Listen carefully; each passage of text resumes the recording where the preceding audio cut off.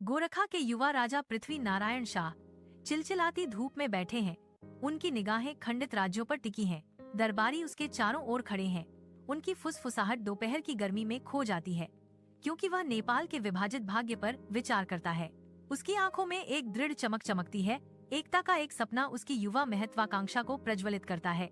हमें इन सभी राज्यों को एकजुट करना होगा, वह दृढ़ संकल्प के साथ घोषणा करता है। तभी हम एक शक्तिशाली राष्ट्र बन सकते हैं। धधकते सूरज के नीचे पृथ्वी नारायण शाह की सेना काठमांडू घाटी में उमड़ पड़ी। महत्वाकांक्षा और इस्पात की एक लहर, तलवारों की टक्कर की आवाज गूंजती है। युद्ध की एक अराजक सिम्फनी जो शांत घाटी को निगलने की धमकी देती है। पृथ्वी नारायण शाह आगे बढ़ते हैं। उनका चेहरा दृढ़ संकल्प का मुखौटा है। उनकी रणनीति दुश्मन के रैंकों को काटती है। गोरखा सैनिक अपनी बढ़त बनाते हुए जीत के करीब है। उनका साहस विजय के सपनों से प्रेरित है।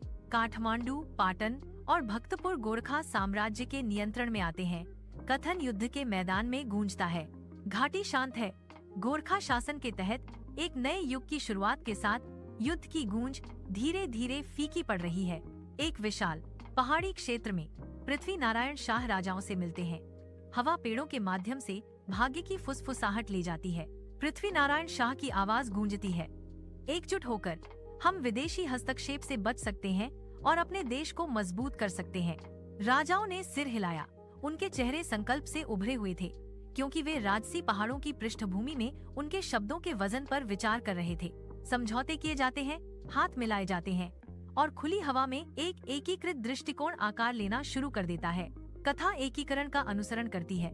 धीरे धीरे सभी राज्य गोरखा साम्राज्य में विलीन हो जाते हैं।